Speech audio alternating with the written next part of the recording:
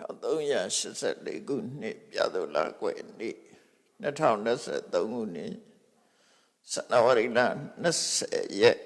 တောက်ကြနေ့၌အွန်လိုင်းမှာဟောကြားအပ်သောမြတ်ဗုဒ္ဓနှင့်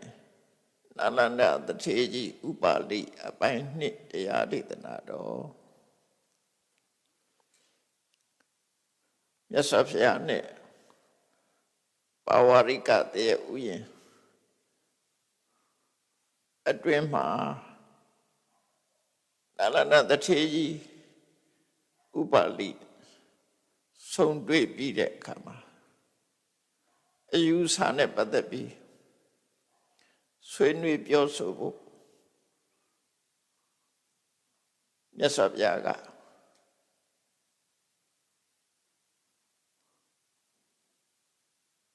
သစေခောတွန်ခါပတိသစ္စေပဋိဋ္ဌာယမန္တေယတိတိယနောဣထာကထသလဘောအမှန်တရားပေါ်မှာရှက်တိပြီးတော့ဆွေးနွေးမယ်ဆိုရင်ဆွေးနွေးမယ်လို့ဒီချက်နဲ့ပတ်သက်ပြီးတော့ဆွေးနွေးမယ်လို့မြတ်စွာဘုရားပြောတယ်အမှန်တရားပေါ်မှာယက်တိပြီးတော့ဆွေးနွေးတာမဟုတ်လို့ရှင်ကိုကြိုက်တာကိုရှည်တန်းတင်ပြီးတော့ပြောကြမှာဖြစ်တယ်အဲ့ဒါကြတော့ငင်းခုန်ပွဲတစ်ခုဖြစ်သွားဆွေးနွေးပွဲမဟုတ်တော့ဆွေးနွေးပွဲဆိုတာအမှန်တရားကိုသိဖို့သာဖြစ်တယ်ဒါကြောင့်မို့မှန်နဲ့မှားတယ်ဆိုတဲ့အချက်တွေမှာဘာကြောင့်မှန်နဲ့ဘာကြောင့်မှားတယ်စစ်ဆေးကြည့်လိုက်တဲ့အခါမှာအမှားနဲ့အမှန်ဆိုတာထင်ထင်ရှားရှားသိနိုင်တယ်သို့တော့မှန်မှန်သိတဲ့အခါမှာရှောင်တိတ်ပြီးတော့ထွက်သွားတယ်အဲ့လိုလည်းမဖြစ်ရဘူးမှားတယ်ဆိုရင်ဝန်ခံရမယ်မှန်တယ်ဆိုရင်လည်းမှန်တာကိုလက်ခံရမယ်အဲ့ဒါကိုဆွေးနွေးတဲ့အခါမှာအမှန်တရားသိရှိဖို့မှန်တရားပေါ်မှာယက်တည်ပြီးတော့ဆွေးနွေးတာဟာဆွေးနွေးပွဲဖြစ်တယ်သူကလည်းသူကြိုက်တာပြောမယ်ကိုကလည်းကိုကြိုက်တာပြောမယ်သူကလည်းသူဟာအမှန်တရားကိုကလည်းကိုဟာအမှန်တရားဆိုဒါမျိုးကြတော့ဆွေးနွေးစရာမလိုဘူးအဲကြောင့်မြတ်စွာဘုရားစကားနဲ့ချုပ်ကင်ထားလိုက်တာတထေကြီးအမှန်တရားပေါ်မှာရှက်တိပြီးတော့ဆွေးနွေးမယ်ဆိုရင်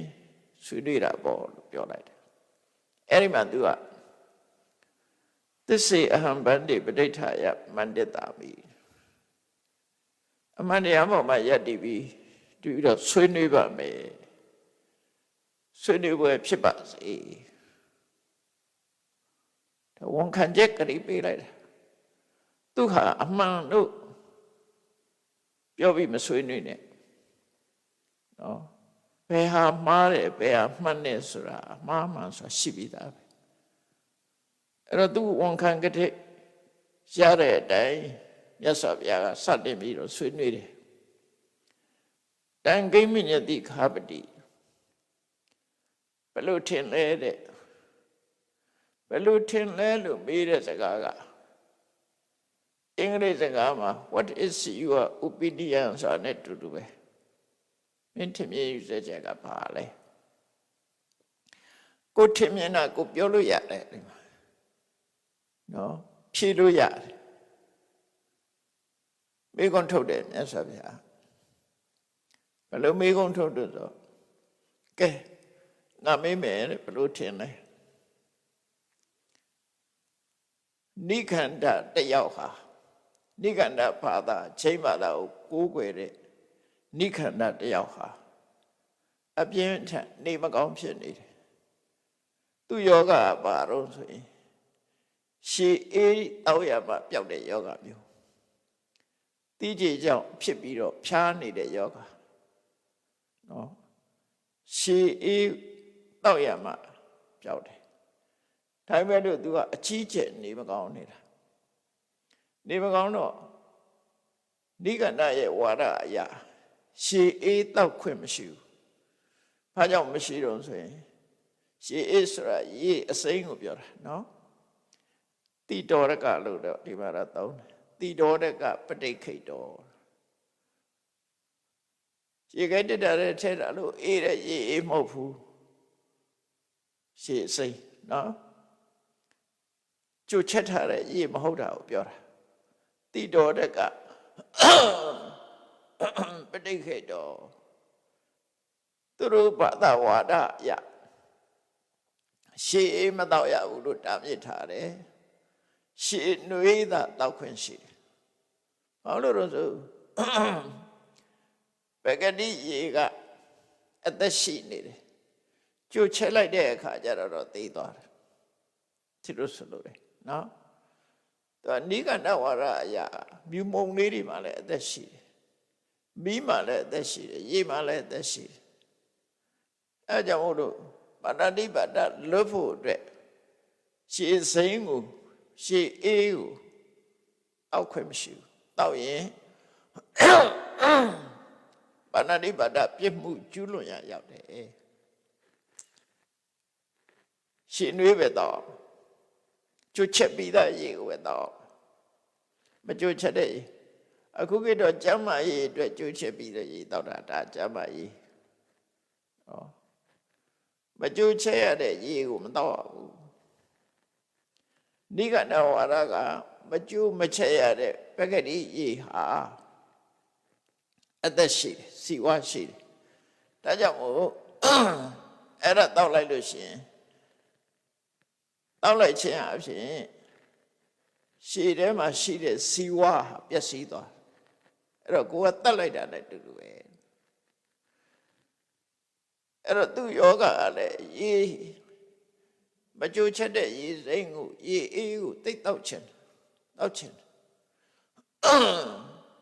တောက်ချင်တာစိတ်အနေနဲ့တော့တိတ်တောက်ချင်နေတယ်သို့တော့ရှေ့အေးလေးတစ်ခွက်ပေးပါရှေ့အေးတောက်ပြရစေရှေ့အေးလေးတစ်ခွက်ပေးပါဆိုရင်ဝစီကံနဲ့ဖောက်ဖြစ်တာဖြစ်သွားနော်ရှေ့အေးလေးတစ်ခွက်ကိုတောက်ဖို့ထားယူမယ်ဆိုလို့ရှိရင်နော်ကာယကံဖောက်ဖြစ်တာဖြစ်တယ်အဲ့ဒီဝစီကံနဲ့သူကမပြောဘူးထိန်းထားလိုက်တယ်ကာယကံနဲ့လည်းပဲရေအေးကိုထားမတော့ဘူးသို့တော့စိတ်ထဲကတော့ရှေ့ရေအေးတောက်ချင်အဲ့ဒီအနေထားမျိုးရောက်သွားတယ်နော်အဲ့တော့နိဂန္ဓတရားနေပကောင်းထိုင်မှသာဖြစ်နေလို့မကြိုချက်တဲ့ရေကိုသူကတောက်ချင်တာအဲ့ဒါတောက်ရမှသူယောဂတက်တာသူကကြိုချက်ပြီးသားရေတွေကြီးပဲတောက်နေရတယ်ရှည်နွေးတွေကြီးပဲတောက်နေရတယ်တောက်နေရတော့ယောဂတိုးတယ်ရှည်အေးမရတော့သူယောဂတိုးတယ်ယောဂတိုးပြီးနောက်ဆုံးမှအသက်ထိခိုက်ပြီးတော့သိဆုံးသွားတယ်ရှည်မတော့ရလို့သိသွားတယ်မြတ်စွာဘုရားပေးတယ်နော်မြတ်စွာဘုရားနိဂန္ဓတယောက်ဟာတဲ့သူတို့ရဲ့ဘာသာဝါဒအရရှေးအေးကိုတားမြစ်ထားတယ်ရှေးနေပဲတောက်ခွင့်ရှိတယ်သူကအကြီးကျယ်နေပကောင်းတဲ့အခါမှာရေအေးကိုတောက်ချင်တယ်တောက်ချင်တဲ့ဆန္ဒကပြင်းပြတယ်ဒါပေမဲ့ကာယကံကိုထိမ့်သိမ့်တဲ့အနေနဲ့ထမတော့ဘူးဝစီကံကိုထိမ့်သိမ့်တဲ့အနေနဲ့ကာယဌာနဝစီဌာနပြစ်မှုကြောက်တာနဲ့သူဟာအောင်ဤပြီးတော့နေလိုက်တယ်ပါဇက်ကလည်းရှေ့အေးပေးပါလို့မတောင်းအဲ့ဒါနဲ့ယောဂတိုးပြီးတော့သေသွားတယ်အဲ့ဒီလိုသေသွားလို့ရှိရင်အဲ့ဒီနိခန္ဓဟာဘယ်ရောက်သွားလဲနောက်ဘဝဘယ်ရောက်လဲရေအေးကိုသူကရှေ့အေးကဆိုတော့ရေအေးတောက်တာကတိလပဲသူတို့ကရေအေးကိုရှောင်ရမှာလေတိလနော်သူရှောင်နေစိတ်ထဲကရှောင်နေတယ်နောကအနေနဲ့ရှောင်နေစိတ်ထဲကတော့ကျွလွန်နေလေကာယကံဝစီကံအနေနဲ့သူမလုပ်ဘူးကာယကံအနေနဲ့စိတ်ကတော့ရေအေးကိုတောက်နေတယ်စိတ်နဲ့တော့တောက်နေတယ်အဲ့တော့ကာယကံကိုထိမ့်သိမ့်ပါလေရဲ့တန်းနဲ့မနောကံတော့သူမထိမ့်နိုင်ဘူးသိတောက်ချင်းနေတယ်အဲ့ဒါလို့တောက်ချင်းရဲ့တန်လန့်အောင်ဤနေရင်ကနေသိသွားလို့ရှိရင်သူဟာဘယ်ပုံရောက်တယ်လို့မင်းတို့ဆရာကြီးကဟောတယ်ပြောတဲ့အခါ အရှင်ဘုရားတဲ့မနောတတ္တလို့ခေါ်တဲ့စိတ်ဆွဲလန်းတဲ့နတ်မျိုးဆိုတာရှိတယ်ပေါ့စိတ်ဆွဲလန်းတဲ့နတ်အဲ့ဒီမနောတတ္တဆိုတဲ့နတ်ဘဝသူရောက်သွားတယ်အဲ့ဒီနတ်ပြည်မှာဖြစ်တယ်လို့မနောတတ္တဆိုတဲ့တတ္တဝါဖြစ်တယ်သူဆိုလို့ဘာဖြစ်လို့လို့ဆိုလို့ရှိရင်တဲ့သူဟာစိတ်ဆွဲလန်းမှုနဲ့တည်သွားတာဖြစ်လို့တဲ့ကြည့်တော့သူကကာယကံတော့ထိမ့်သိမ်းဆောက်ရှောက်တယ်ကာယဒါနမကျူးလွန်ဝစီဒါနလည်းမကျူးလွန်သို့တော့မနောဒါနကိုတော့သူကျူးလွန်နိုင်တယ်စိတ်ထဲကမအောင်နိုင်စိတ်ထဲကတော့သူတောက်တယ်စိတ်နဲ့တောက်တယ်ပေါ့အဲ့ဒီစိတ်နဲ့တောက်လို့စိတ်ဆွဲလန်းမှုကိုကြောက်ပြုပြီးသူဟာတည်သွားတယ်အဲ့တော့သူပြောလိုက်တဲ့စကားအရာတကယ်ကာယတဏ္ဍဝစီတဏ္ဍဒီနှစ်ခုကကာယတဏ္ဍကသူကအပြစ်ကြီးတယ်လို့ပြောထားတာအဲ့ဒါကိုမကျူးလွန်ပါပဲလျက်နဲ့မနောတဏ္ဍကအပြစ်မကြီးဘူးလို့သူပြောတယ်ကာယတဏ္ဍဝစီတဏ္ဍအပြစ်ကြီးတာတွေကိုမကျူးလွန်ပါပဲလျက်နဲ့မနောတဏ္ဍဆိုတဲ့ဘာမှပြစ်မှုကျူးလွန်တာမဟုတ်တဲ့စိတ်ဆွဲလန်းမှုလေးနဲ့အဲ့ဒီဘုံဘဝကိုရောက်သွားတယ်ဆိုတော့သူစကားအရပြောမှဆိုရင်မနောကပြစ်ကြီးတယ်ဖြစ်နေဗျာဘာလို့လဲဆိုသူကထိန်းတယ်လေသူတို့အပြစ်ကြီးတယ်ပြောတဲ့ကာယကံကိုသူထိန်းတယ်ဝစီကံလည်းထိန်းတယ်အဲ့ဒီထိန်းထားတဲ့ကာယကံဝစီကံကအကျိုးမပေးပါပဲနဲ့မနောကံကဝင်အကျိုးပေးနေတယ်ဆိုမနောကံအသာနေတဲ့အဓိပ္ပာယ်ရောက်နေတယ်နော်အဲ့ဒါကိုမြတ်စွာဘုရားထောက်ပြတာကဲမင်းဒီလိုဆိုတာဆိုလို့ရှိရင်တော့တဲ့မနောကံတတ်တဲ့မနောတတ္တဖုံရောက်သွားတယ်ဆိုရင်စဉ်းစားပြီးတော့ပြောတော့တဲ့ဖြေတာကိုစဉ်းစားပြီးမှဖြေတဲ့အဲ့ဒီတိုင်းဆိုလို့ရှိရင်ရှေ့စကားနဲ့နောက်စကားမညီတော့ဘူးသူပြောခဲ့တဲ့ရှေ့စကားကဘာတော့ကာယဒါနဝစီဒါနကအပြစ်ကြီးတယ်မနောဒါနကအပြစ်မကြီးဘူးလို့ပြောခဲ့တယ်လေအခုကမနောဒါနနဲ့ခံနေရပြီကာယဒါနကိုတော့ထိမ့်သိမ့်ရဲ့တန်းနဲ့မနောဒါနနဲ့သူခံနေရပြီနော်ထိမ့်သိမ့်တာကကုသိုလ်ကျุလွန်တာကမနောကခံရတာမနောကနဲ့ပဲခံနေရတယ်သူကထိမ့်သိမ့်တာနဲ့ထိမ့်သိမ့်တဲ့ကာယကံကဘာမှအကျိုးမပေးပဲနဲ့စိတ်ထဲမှာဖြစ်တဲ့မနောကဝင်အကျိုးပေးတယ်ဆိုအဓိပ္ပာယ်ရောက်သွားတယ်လေအဲ့တော့သူပြောခဲ့တဲ့ကာယဒါနကအပြစ်ကြီးပါတယ်မနောဒါနကအပြစ်မကြီးပါဘူးဆိုတဲ့ရှေ့စကားနဲ့အခုမနောဒါနအကြောင်းဒီဘုံကိုရောက်ရပါတယ်လို့ပြောတဲ့နောက်စကားဟာဆက်ဆက်မှုမရှိတော့ဘူးမှားနေပြီမညီညွတ်တော့ဘူးမှားနေပြီရှေ့စကားနဲ့နောက်စကားမမှန်တော့ဘူးတဲ့သင်ကိုယ်တိုင်ပြောခဲ့တယ်အမှန်တရားပေါ်မှာယက်တည်ပြီးတော့တပည့်တော်ဆွေးနွေးပါမယ်ဒါကြောင့်မို့စကားပြောပွဲဆွေးနွေးပွဲဖြစ်ပါစေလို့မင်းကိုယ်တိုင်ပြောခဲ့တယ်နော်လို့မြတ်စွာဘုရားထောက်ပြတာအဲ့တော့အရှင်ဘုရားဘယ်လိုပဲပြောနော်အရှင်ဘုရားကမနောကအပြစ်ကြီးတယ်လို့ဘယ်လိုပဲပြောတပည့်တော်ကတော့ကာယဒါနအပြစ်ကြီးတယ်လို့ပဲထင်ပါတယ်ကာယဒါနကအပြစ်ကြီးတယ်လို့ထင်ပါတယ်ဝစီဒါနနဲ့မနောဒါနကကာယဒါနတော့အပြစ်မကြီးဘူးလို့တပည့်တော်ယုတ်ရှုဆပါတယ်လို့သူ့ဝါဒကိုပဲပြန်ပြီးတော့ထပ်ပြောတယ်အဲ့ဒီအချိန်မှာရသော်ဘုရားကနောက်တစ်ဆင့်တက်ပြီးတော့မေးတယ်ကဲငါပြောမယ်မင်းဘယ်လိုထင်လဲတဲ့နိခန္ဓနာတပုဒ္ဒဟာစတုယမတံဝရလို့ဆိုတဲ့စိကံချက်ကိုချထားတာရှိတယ်လေးဘက်လေးထံကထိမ့်သိမ့်ဆောက်ရှောက်မှုလေးဘက်လေးထံထိမ့်သိမ့်ဆောက်ရှောက်မှုဆိုတဲ့ကျင့်စဉ်တရားကိုစတုယမတံဝရဆိုတဲ့ကျင့်စဉ်ကိုဖော်ပြထားတာရှိတယ်တဲ့အဲ့ဒီလေးဘက်လေးထံကထိမ့်သိမ့်ဆောက်ရှောက်မှုဆိုတာဘာပြောတာတော့ပါဏာတိပါဒကိုကိုယ်တိုင်လည်းမလုပ်ဘူးတိုက်လည်းမတိုက်တော့ဘူးသဘောလည်းမတူဘူးဒါတစ်ချက် အဒိဏဒါနကိုယ်တိုင်လည်းမလုပ်ဘူးတိုက်လည်းမတိုက်တော်မူသဘောလည်းမတူဒါတစ်ချက်မုဒ္ဒဝါဒကိုယ်တိုင်လည်းမပြောဘူးတိုက်လည်းမတိုက်တော်မူသဘောလည်းမတူဆိုလိုတာကပါဏာတိပါဒရှောင်းတယ်သူများကိုလည်းမတိုက်တော်မူကိုယ်လည်းသဘောမတူဘူးအဲ့ဒီပါဏာတိပါဒရှောင်းတာကတစ်ခုအရိဏဒါနရှောင်းတာတစ်ခုမုဒ္ဒဝါဒရှောင်းတာကတစ်ခုနော်မုဒ္ဒဝါဒရှောင်းတာတစ်ခုစာတုယမသံဝရမှာမုဒ္ဒဝါဒရှောင်းတာတစ်ခုနောက်တစ်ခုကာမဂုဏ်အာယုန်တွေနဲ့ပတ်သက်ပြီးတော့ကိုယ်တိုင်လည်းမတောင်းတဘူးသူများကိုလည်းမတောင်းတစေဘူးနောက်သဘောလည်းမတူဘူးသူရှောင်တာနော်ဆိုလိုတာကပါဏာတိပါဒကကိုယ်တိုင်လည်းရှောင်တယ်သူများကိုလည်းရှောင်စေတယ်အာရိဏနာကိုယ်တိုင်လည်းရှောင်တယ်သူများကိုလည်းရှောင်စေတယ်မုဒ္ဒဝါဒကကိုယ်တိုင်လည်းရှောင်တယ်သူများကိုလည်းရှောင်စေတယ်ကာမဂုဏ်အာယုန်တွေကိုကိုယ်တိုင်လည်းမတန်တဘူးသူများကိုလည်းမတန်တစေဘူးသူဆိုအဲ့ဒါကိုသတ္တုယမသံဝရနော်သတ္တုယမသံဝရလို့ခေါ်တယ်ဒါကအထက်ကရာဖွင့်ပြတဲ့ဟာ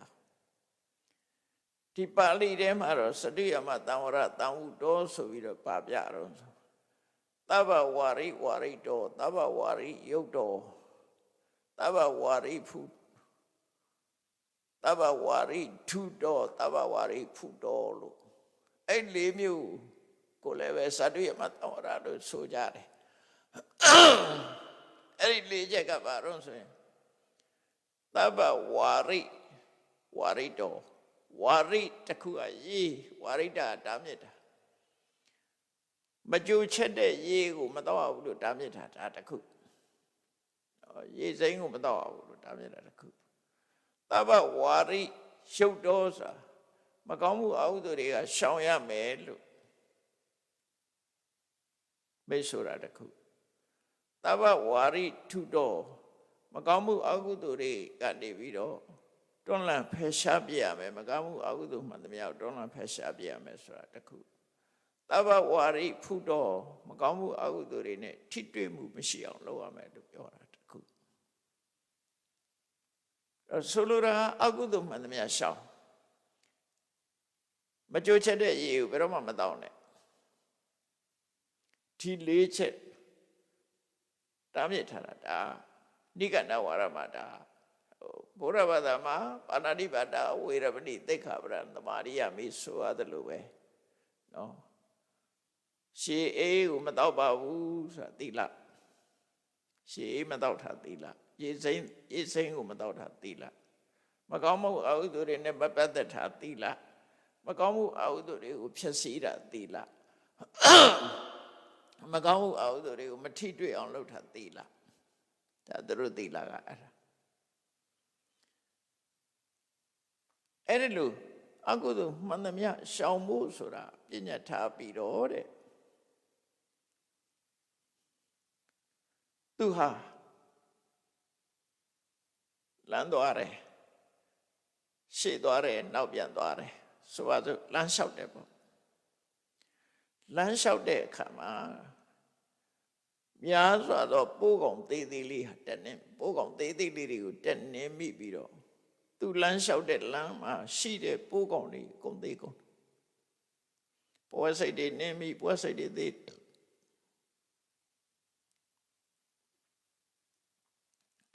အဲ့တော့ကာယကံဖြစ်နေပုံကိုပြောတာနော်ပွဲစိတ်တွေတက်နေမိတယ်ပွဲစိတ်တွေသေးတယ်ပိုးကောင်လေးတွေသေးတယ်သူလမ်းလျှောက်တာသေးတယ်အဲ့ဒါတွေသေးတယ်အဲ့ဒီလိုလမ်းလျှောက်တာအကုသိုလ်မှန်သမျှရှောင်ရမယ်ဆိုတဲ့သတ္တုယမသံဝရစိကံချက်ကြီးချပြီးတော့အကုသိုလ်ရှောင်တာသို့တော့လမ်းလျှောက်ရင်ပိုးကောင်တွေဥတတ်သွားတာတွေကဖြစ်နေတယ်ပေါ့အဲ့ဒါလို့လမ်းလျှောက်လို့ပိုးကောင်တွေသေသွားပြီဆိုလို့ရှိရင်နိဂန္ဓနာတဗုဒ္ဓကဘယ်လိုအကျိုးပေးတယ်ဆိုပြောလာတဲ့နော် လမ်းလျှောက်လို့ပိုးကောင်တွေသေးတာရဲ့အပြစ်ကိုပြောလာဘာဖြစ်လဲအဲ့လိုပိုးကောင်တွေသေးလို့ရှင်ဘာဖြစ်လဲလို့ပြညတ်လဲတဲ့ဆိုအရှင်ဘုရားတဲ့ရှိရွယ်ချက်မရှိလို့ရှင်တော့အပြစ်မရှိဘူးလို့ပြောပါတယ်တဲ့ရှိရွယ်ချက်ရှိတယ်ဆိုရင်တော့အပြစ်ကြီးတယ်လို့ပြောပါတယ်ရွယ်ချက်မရှိလို့ရှိရင်အပြစ်မကြီးဘူးနော်ရွယ်ချက်မရှိရင်အပြစ်မကြီးဘူးလို့ပြောတယ်ဆိုတော့သူမသိလို့လမ်းလျှောက်တာပိုးကောင်မမြင်ဘူးတက်နှင်းသွားတယ်သေးတယ်အဲ့ဒါ intention မရှိဘူးပိုးကောင်တတ်မယ်ဆိုစိတ်မပါဘူးအဲ့ဒီလိုပြောလို့ရှိရင်တဲ့အပြစ်မရှိဘူးအပြစ်မကြီးဘူးလို့တတ်မှတ်ပါတယ်သူပြောလိုက်တာနော်ကြည့်ကာယကံမှုနဲ့ကတော့ပိုးကောင်သိသွားပြီသို့တော့ရှိရွယ်ချက်စေရနာမပါသည့်အတွက်ကြောင့်အပြစ်မရှိဘူးလို့ပြောပြန်တယ်အဲ့တော့မြတ်စွာဘုရားမေးလိုက်တယ်ဒါဆိုလို့ရှိရင်တဲ့ရှိရွယ်ချက်ရှိရင်ရောတဲ့ရှိရွယ်ချက်ရှိရင်တော့အပြစ်ကြီးပါတယ်ဟောဒါဖြင့်အဲ့ဒီရွယ်ချက်ဆိုတဲ့ intention ဆိုတဲ့စေရနာကိုနိဂန္ဓကဘယ်ထဲမှာထည့်ပြီးတော့ပြောတယ်လဲအဲ့ဒါကြတော့မနောဒန္တာထဲမှာထည့်ပါတယ်ဖြစ်သွားတယ်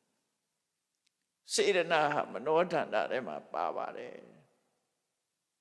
ကဲသူပြောလိုက်တဲ့စကားတွေကရှေ့စကားနဲ့နောက်စကားတွေလွဲချော်ကုန်နော်အဲ့တော့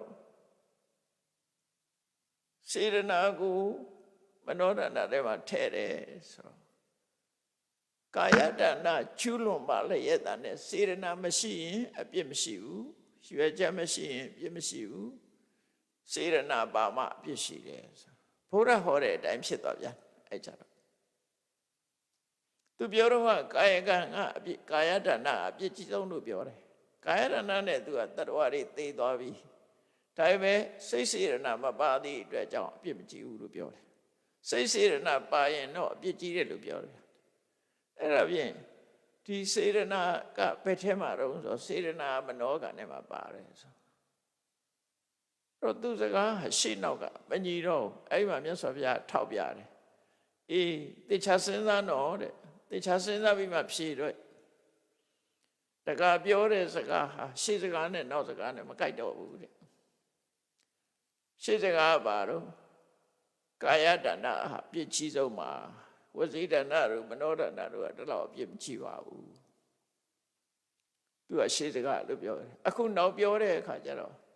စေရနာပါရင်အပြည့်ကြီးတယ်စေရနာမပါရင်အပြည့်မကြည့်ဘူးဖြစ်လာပြန်တယ်ဒါစေရနာပဲဟာဘယ်ထဲပါတာတော့ဆိုမနောတဏ္ဍလည်းပါတော့ဟောရှေ့စကားနောက်စကားတွေအကွဲလွဲမှုတွေဖြစ်ကုန်ရောအဲ့ဒါကိုမြတ်စွာဘုရားတကပြောတဲ့စကားရှေ့စကားနောက်စကားလုံးဝမကြိုက်တော့ဘူးတဲ့နော်ကိုယ်တိုင်ကဝန်ခံထားတယ်နော်တဲ့အမှန်တရားပေါ်မှာယက်တည်ပြီးဆွေးနွေးပါမယ်စကားဆွေးနွေးပွဲဖြစ်ပါစေလို့သင်ကိုယ်တိုင်ဝန်ခံထားတာနော်ဘုရားကဘယ်ဟာမှန်လဲဆိုတာထောက်ပြနေတာနော်ကိုယ်အမှန်တရားအဲ့ဒါကိုသူကဆွညင်းလိုက်ပြန်တယ်အရှင်ဘုရားကဘယ်လိုပဲပြောကာယတဏ္ဍာအပြစ်ကြီးပါတယ်မကောင်းမှုအောက်သို့လှုပ်တဲ့နေရာမှာကာယကံမြောက်ကအပြစ်ကြီးတယ်နော်ဝစီကံနဲ့မနောကံအဲ့လောက်အပြစ်မကြီးဘူးလို့ပြောပြန်ဒါဒုတိယတစ်ချိန်ထပ်ပြီးတော့ညင်းတာဒုတိယတစ်ချိန်ချညင်းတာသူမှန်မှန်တော့သိနေပြီဒုတိယတစ်ချိန်ထပ်ညင်းတော့မြတ်စွာဘုရားတတိယတစ်ချိန်ထပ်ပြီးတော့ပြောတယ်တန်ကိမညတိကဝတိ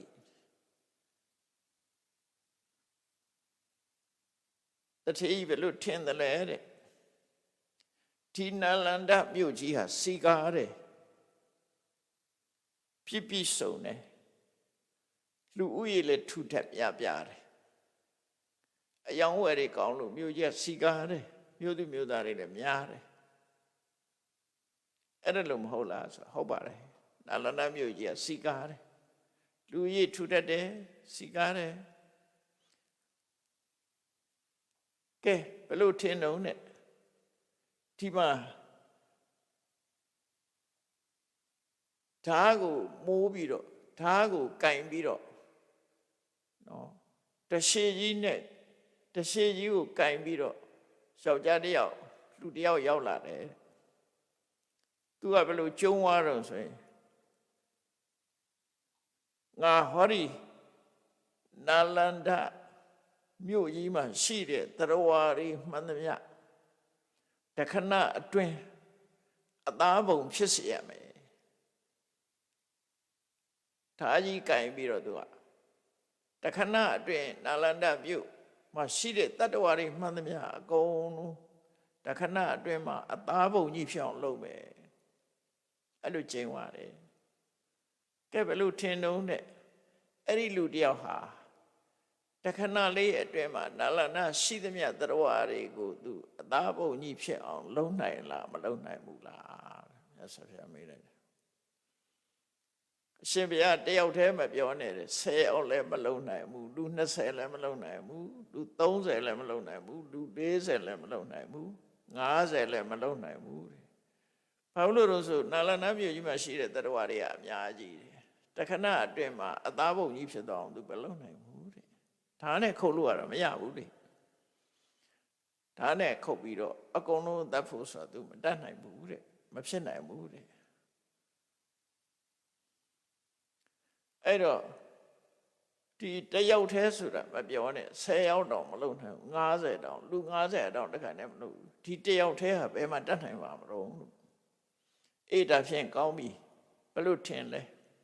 အပြောမယ်ဝိဇ္ဇာအတ္တပညာတွေကိုသင်ထားတဲ့အာထပနိဋ္ဌိလို့ခေါ်တယ်ဒီမှာတော့အဋ္ဌိမှာစေတောဝသိပ္ပတ္တောဆိုတာဒီတမန်စံပင်ញင်ရတဲ့တကူကလူတတ်တာမဟုတ်ဘူးလူတတ်လို့မရဘူးတတ်မယ်ဆိုရင်လည်းအကုန်လုံးသူ့တကူကမစွမ်းဘူးအခုပြောတဲ့အဋ္ဌိမှာစေတောဝသိပ္ပတ္တောဆိုတာစိတ်ကိုပိုင်နိုင်ပြီးတော့တကူရှိတယ်ဆိုတာအထပနတကူပြောတယ်ဖေရင်က3ပုံရှိတယ်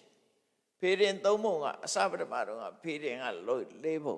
ဗမာပြည်ကဖေရင်ဟောစားတဲ့ဖေရင်ပြောတာမဟုတ်ဘူးဖေရာကျမ်းက4ပုံရှိတယ်အဲ့4ပုံနဲ့မယ်ပထမအမည်နာမတွေကဣရုဝေဒ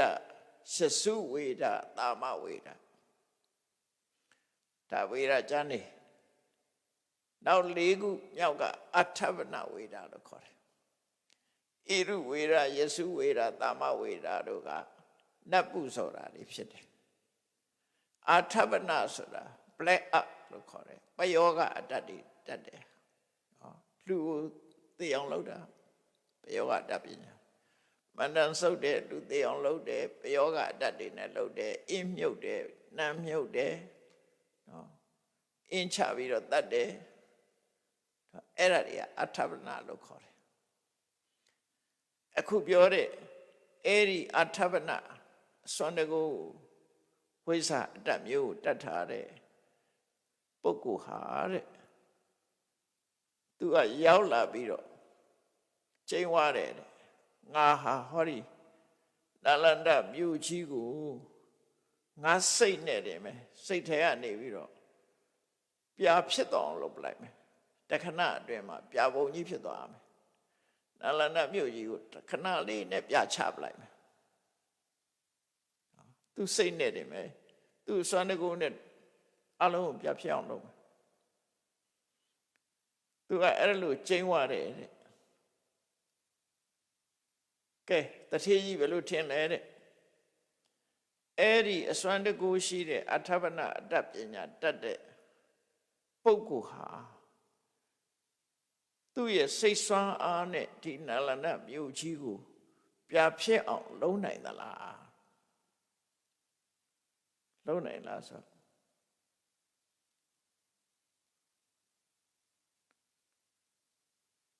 ဒီနာလန္ဒတမျိုးတည်းမပြောနဲ့တဲ့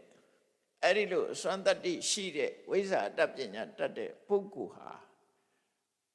နာလန္ဒမျိုးပေါင်း30ကိုလည်းပြချပြနိုင်တယ်နာလန္ဒမျိုးပေါင်း20မျိုးပေါင်း30မျိုးပေါင်း40မျိုးပေါင်း50ပြချပြီးတော့တ တခဏအတွင်းပြဖြတ်အောင်သူလုပ်နိုင်တယ်တမျိုးတည်းဆိုတာမပြောပါတော့ပါဘူးတဲ့မြို့ပေါင်း90ထိအောင်သူလုပ်လို့ရပါတယ်တခဏလေးအတွင်းအဲ့တော့သူဖြေလိုက်တာစိတ်ကစွမ်းနေပြန်နော်ခုနဓာတ်နဲ့ခုတ်တာဆိုတာကာယကံစိတ်နဲ့တတ်တာမနောကံလေအဲ့တော့ကာယကံမြောက်လှုပ်တာကနာလနာမြို့ကုံတတ်ဖို့ဆိုတာမဖြစ်ဘူးစိတ်နဲ့တတ်တာကြတော့ဖြစ်ပြန် black up လို့ခေါ်တဲ့ပျောကတတ်နဲ့လူတွေအားလုံးသို့မဟုတ်နာလနာမြို့ကြီးကိုသူကဒီဝိဇ္ဇာတတ်ပညာနဲ့မီးတောက်အောင်လုပ်လိုက်တာတခဏလေးအတွင်းနာလနာမြို့ကြီးကပြကြတော့သူစိတ်နဲ့ဖန်နေလို့ရတယ်လေမိလောင်နဲ့တွင်းပလိုက်တယ်အဲ့ဒါကိုနာလနာသတိချက်ပြောတယ်ရှင်ဗျာတစ်မြို့တည်းမဆိုထားပြီ10မြို့မြို့နဲ့10မြို့30မြို့40မြို့50တောင်မှတခဏလေးအတွင်းပြချပြစ်လို့ရပါတယ်ကိုယ်ရဒီစကားအရာကြည့်ပြန်တော့လေစိတ်ကပူဆွမ်းနေတယ်ကာယရဲ့စိတ်ကပူဆွမ်းနေပြန်အဲ့တော့သူစကားသူကပြောတာကာယကံက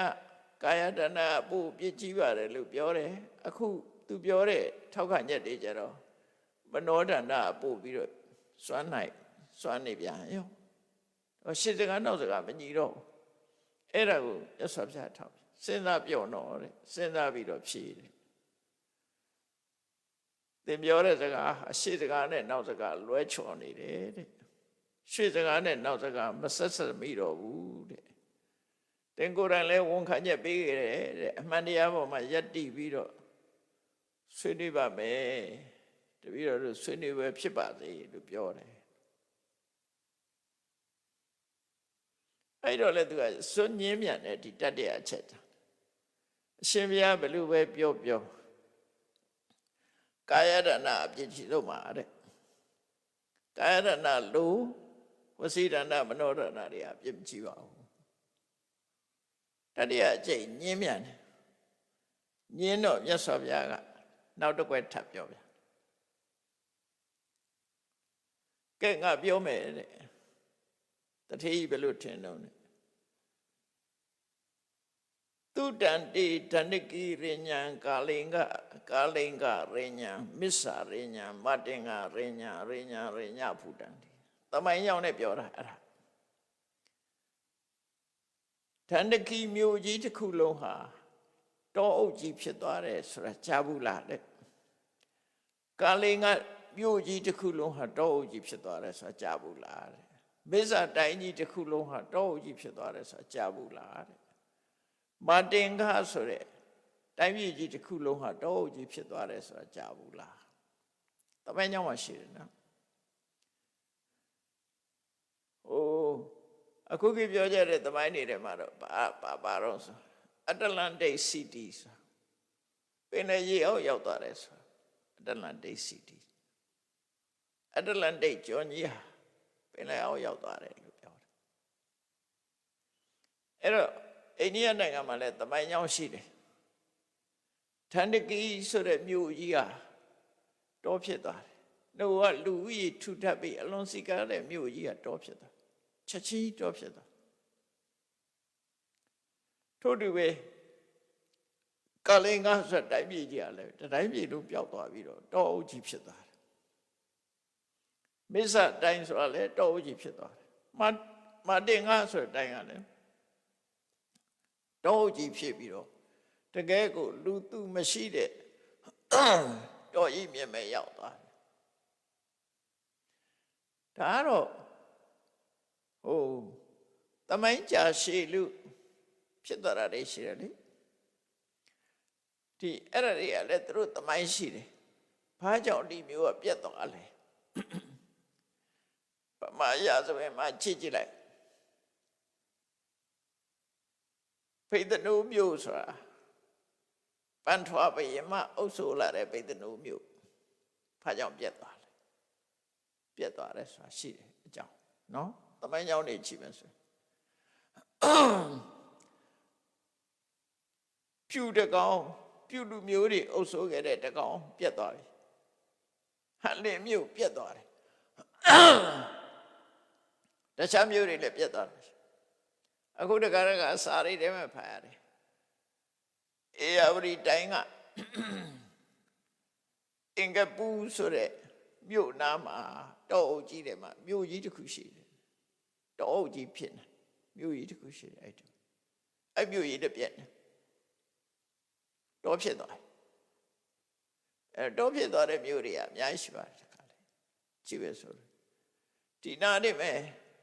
မြင်းဆိုင်ဆိုတဲ့မြို့လည်းပဲတောဖြစ်သွားတာပဲရွာဖြစ်နေတယ်သူကတော့မြင်းဆိုင်တို့မက္ခရာတို့နော်အဲ့နောက်ပင်ရစကိုင်းအင်းဝမြို့မဟုတ်တော့တစ်ချိန်တုန်းကဖိတ်ဖိတ်တောက်မြို့ကြီးတွေအဲ့ဒါစီကားဆုံးပကံမြို့မဟုတ်တော့နောက်ပြီးတော့သူ့နာဘူမိမြို့မဟုတ်တော့ခုနကတော့ပြောတဲ့ထန်တကီတို့ဆိုကြတော့မြို့တယ်မြို့မဟုတ်တာတယ်မကဘူးလူသူမနေတဲ့တောအုပ်ကြီးကိုဖြစ်သွားတာလူသူကင်းမဲ့တဲ့တောအုပ်ကြီးကိုဖြစ်သွားတာအဲ့ဒါဘာကြောင့်လဲအဲ့ဒါတွေတောအုပ်ဖြစ်တယ်ဆိုတာကြားဘူးလားဆိုတော့ရှင်ရတဲ့အဲ့သမိုင်းကြောင့်သူကြားဘူးပါတယ်နော်ကြားဘူးပါတယ်ကဲဘယ်လိုထင်လဲတဲ့ဘယ်လိုကြားဘူးတာလဲဘာဖြစ်လို့တောဖြစ်သွားတယ်ဆိုတာကြားဘူးလားတဲ့ဘာကြောင့်ထန်တကီတို့ကလိန်ငါတို့မစ္ဆာတို့မတင်ငါတို့ဟာတောအုပ်ကြီးဖြစ်သွားတယ်လေ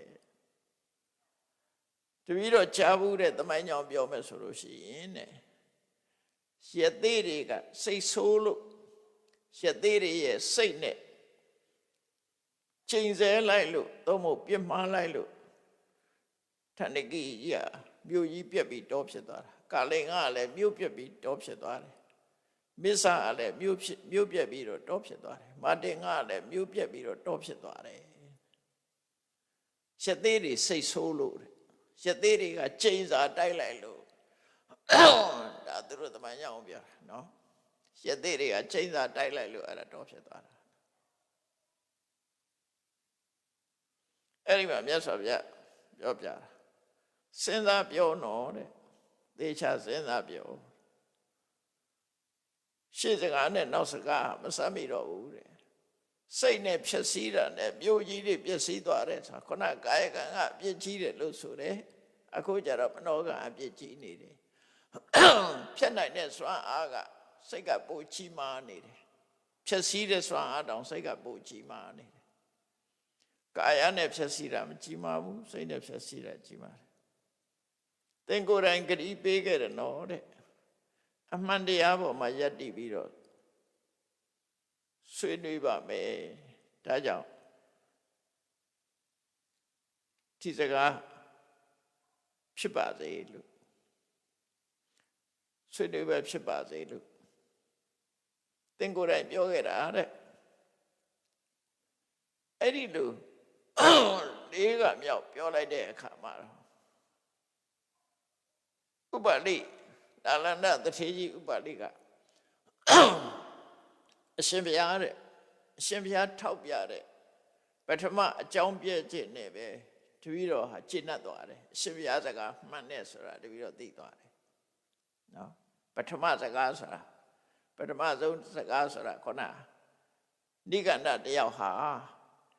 ကာယကိုထိမ့်သိမ့်ပါလေနဲ့စိတ်ကိုမထိမ့်သိမ့်နိုင်သည့်အတွက်ကြောင့်မနောတတ္တဖြစ်သွားတယ်ဆိုတာစိတ်ကြောင့်ဖြစ်သွားတာကာယကတားလို့မရဘူးလေသူပြောတာကာယကစွမ်းအားကြီးတယ်ဆိုရင်ကာယကိုထိမ့်ရတဲ့နဲ့မနာကိုမထိမ့်နိုင်လို့ဆိုမနာကဆွဲဆောင်သွားတာနောက်ဆက်ဆက်စဉ်းစားလိုက်တဲ့အခါကျတော့စဉ်းစားကြည့်လေကာယနဲ့မနာဘယ်သူကကြီးမားနေတော့ဒီကိုယ့်ဘဝလည်းကိုပြန်စဉ်းစားကြည့်လူတွေဟာလှုပ်ရှားသွားလာတာစိတ်ရစွမ်းအားတွေစိတ်ရှိမှသွားလို့ရတယ်ဥပမာမဲ့လူတယောက်ဟာမိန်မောနေတယ်ကိုမရနေတယ်ဆိုတာဆိုစကားပြောနိုင်မှုတွေချို့လူတယောက်ဟာသိတော့မသိဘူးဒါပေမဲ့အသက်မရှူတော့ဘူးအသက်ရှူရနေ ဒါပေမဲ့အသေးစိတ်ရှိနေသေးသည့်အတွက်ကြောင့်သူကသေတယ်လို့မခေါ်နှလုံးခုန်နေသေးတယ်မသေးဘူးအဲ့တော့မသေးဘူးလို့ပြောရတာစိတ်ကြောင့်ပြောတာရုပ်အနေနဲ့အလုပ်ကိုမလုပ်နိုင်တော့ကာယအနေနဲ့လှုပ်ရှားလို့မရတော့ဘူးသူကအသက်တောင်မရှိတော့သို့တော့သူဟာအသိစိတ်လေးရှိနေတယ်ဒါကြောင့်ကိုသေတယ်လို့မပြောဘူးအုံနောက်ကလှုပ်လှုပ်နေသေးတယ်နှလုံးကလှုပ်လှုပ်နေသေးတယ်ဆိုပါစို့ခုခေတ်နဲ့ပြောမှဆိုသေတယ်လို့ပြောသေးဘူးအဲ့ဒါကိုကြည့်မယ်ဆိုရင်ကာယကြီးကသေနေပြီတော့လဲစိတ်မသေးသေးမသေးဘူးဆိုတဲ့အဓိပ္ပာယ်ရတယ်နောက်တစ်ခါစိတ်ပါမရှိတော့ဘူးအသိစိတ်ပါပျောက်သွားပြီဆိုရင်အဲ့ကြသေတယ်လို့သတ်မှတ်တယ်အဲ့တော့အဲ့ဒီမှာလည်းပဲစိတ်ကဥဆောင်နေတာပဲလေစိတ်ကအဓိကဖြစ်ပြီးတော့သေသွားတဲ့အခါကျတော့လေဟိုဘဝနဲ့ဒီဘဝဖြစ်ရတာစိတ်ဆွမ်းအားနဲ့ဖြစ်တာသေတယ်ဆိုတာလည်းစိတ်ပဲပရိသေသေတယ်ဆိုတာလည်းစိတ်နဲ့ပဲစားတာပရိသေဘဝစားတာလည်းစိတ်နဲ့ပဲစားတာကာယနဲ့စားတာမဟုတ်ဘူးလူဘဝပဲချိကလလရေချိလေးပဲသူဘဝစားတာပရိသေစိတ်လေးကစားတာစိတ်ဆွမ်းအားချိမှာသေတယ်ဆိုတာလည်းစိတ်နဲ့ပတ်သက်တယ်ပြန်မွေးတယ်ဆိုတာလည်းစိတ်နဲ့ပတ်သက်တယ်ဒါဟုတ်ဗမာတွေကဝိညာဉ်ကောင်လို့ပြောနေကြတာနော်တကယ်တော့စိတ်ဆွမ်းအားတယ်အဲ့ဒီမှာသူသဘောပေါက်သွားတယ်သဘောပေါက်သွားတော့ဘာလို့ပြောမလဲလို့၃ချိန်တိုင်ညင်းလိုက်တာ၄ချိန်တိုင်ညင်းလိုက်တာမြတ်စွာဘုရား၄မျိုးထုတ်ပြလိုက်တဲ့အခါကျတော့မှသူကအရှင်ဘုရားပြောတဲ့ပထမဆုံးအချက်ကလေးကတပည့်တော်ရှင်ဘုရားစကားကိုကျင့်တတ်လက်ခံသွားပါတယ်တဲ့ဒါပေမဲ့လို့အရှင်ဘုရားရဲ့စကားတွေစမ်းကြဲတဲ့အရှင်ဘုရားရဲ့ဉာဏ်ကြီးဉာဏ်သွေးတွေပြောတဲ့စကားတွေကိုကြားခြင်းလို့တပည့်တော်ကတမင်ဟန်ဆောင်ပြီးတော့အရှင်ဘုရားပြောတာလက်မခံတာပါတဲ့နော်ဆိုပြီးတော့ထပြီးတော့ရှ िख ိုးတယ်ဘိက္ခန္တံဗန္တိဘိက္ခန္တံဗန္တိရှင်ဘုရားပြောတာဟုတ်လိုက်တာသေထာဘိဗန္တိနိကုစိတံဝါဥက္ကုစေယမှောက်ထားတဲ့အရာကိုဖွင့်လှန်ပြီးတော့ပြလိုက်သလိုဖုံးကွယ်ထားတဲ့အရာကိုဖွင့်လှစ်ပြသလိုလမ်းမနေတဲ့ပုဂ္ဂိုလ်လက်ဆွဲပြီးတော့လမ်းပြလိုက်သလိုအမောင်ထဲမှာအလင်းရောင်ထွန်းပြလိုက်သလိုရှင်ဘုရားပြောတာရှင်းလိုက်တာအမှန်တရားကိုတွေ့အောင်ရှင်ဘုရားပြောတာရှင်းလိုက်တာတဲ့ဒီထွန်းပြလို့ရှိရင်အမောင်ထဲမှာရှိတာတွေအလုံးမြင်ရတယ်လို့အရှင်ဘုရားဤမျိုးမျိုးနဲ့အစစ်အမှန်အမှန်တရားကိုထုတ်ဖော်ပြတာဟာအလွန်ကျေနပ်စရာကောင်းလို့တပည့်တော်ဟာရှင်ဘုရားကိုကိုးကွယ်ပါတယ်ရှင်ဘုရားရဲ့တရားကိုကိုးကွယ်ပါတယ်ရှင်ဘုရားရဲ့တပည့်တန်ဃာတွေကိုကိုးကွယ်ပါတယ်တပည့်တော်ကိုရာသက်ပံအစင်ထာဝရကိုးကွယ်တဲ့ဥပဒကအဖြစ်မှတ်တော်မူပါလို့ဒါတထေးကြီးကအလနာတထေးကြီးကနိကန္နဘာသာနေဘုရားဘာသာပြောင်းလိုက်တာအဲ့ဒီအချိန်အဲ့တော့ဒီနေရာလေးမှာဒီသူကြားဘူးတယ်ဆိုတဲ့သမိုင်းကိုကြည့်အောင်ခုနကတော့ဒီမြို့ကြီးတွေဟာဘာလို့မြို့ပြက်ကြီးတွေဖြစ်သွားလဲဘာလို့တောဖြစ်သွားလဲမြို့ကြီးတွေဖြစ်ပါလေရဲ့တန်းနဲ့တခဏလေးအတွင်းမှာမြို့ဟာပျက်စီးပြီးတော့တောကြီးဘာကြောင့်ဖြစ်သွားသလဲအဲ့ဒီမှာသူကပြောတယ်ဣတိနံမနောပရောသေနာရှသေတွေကစိတ်ဆိုးလို့ဒါလူတွေသိတဲ့အဓိပ္ပာယ်ကိုပြောတာအမှန်ကတော့ရှသေတွေစိတ်ဆိုးလို့ဖြစ်တာမဟုတ်ဘူးတဲ့နော်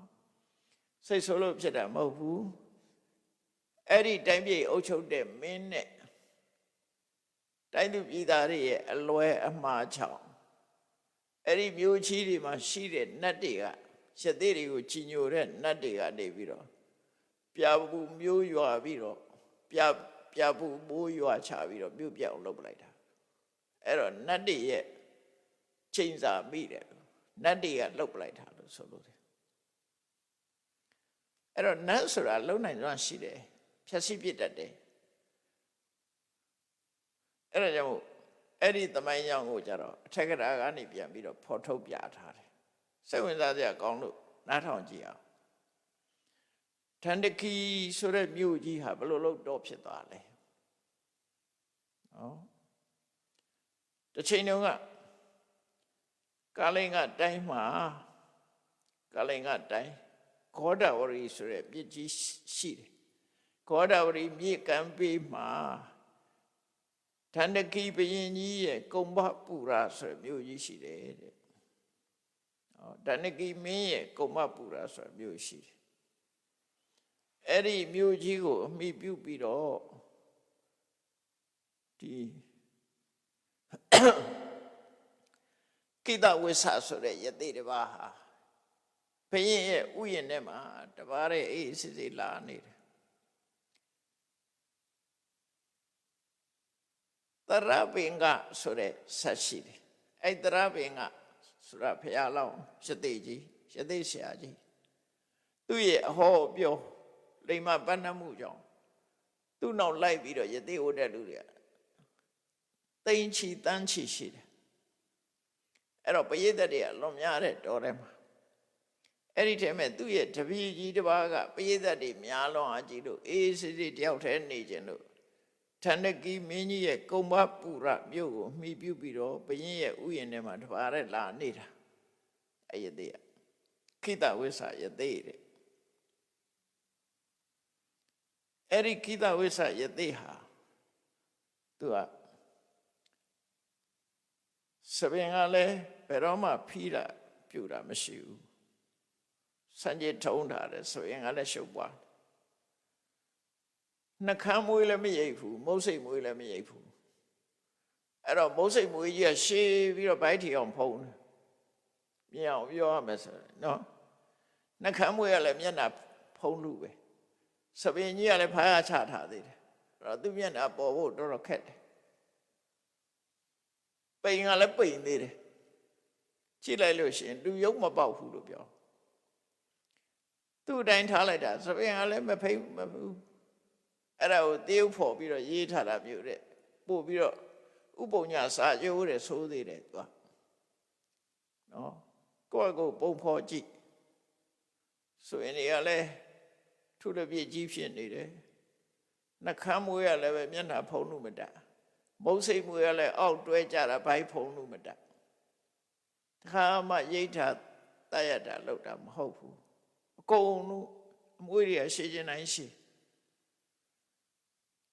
လူရဲ့အသားရောင်လည်းပိန်သေးတယ်နော်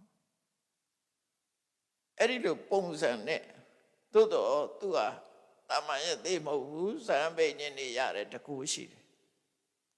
နော်ဇံပိညင်ရတကူရှိတယ်အဲ့ဒီလိုဘုရင်ရဲ့ဥယျာဉ်ထဲမှာနေတဲ့အချိန်မှာသူ့ကိုကိုးကွယ်သူကတယောက်တည်းရှိတယ်အဲ့ဒီထန္ဒကိမင်းကြီးရဲ့စစ်သူကြီးသေနာပတိချုပ်ကသူ့ကိုကိုးကွယ်တယ်သူကတော့ကြည်ညိုတယ်အဲ့ဒီမှာပြဿနာဘယ်အစားတော့ဆို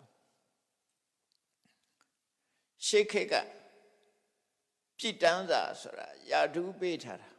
အချောဆုံးလှဆုံးအမျိုးသမီးတယောက်ကိုဘုရင်ကနေခံပြီးတော့ထားတာရှေးခေတ်ကအမျိုးသမီးတွေဟာရုပ်လှလို့ရှင်လည်းအန္တရာယ်ကြီးတယ်နော်အန္တရာယ်ကြီးတော့ဘုရင်ကအဲ့ဒါ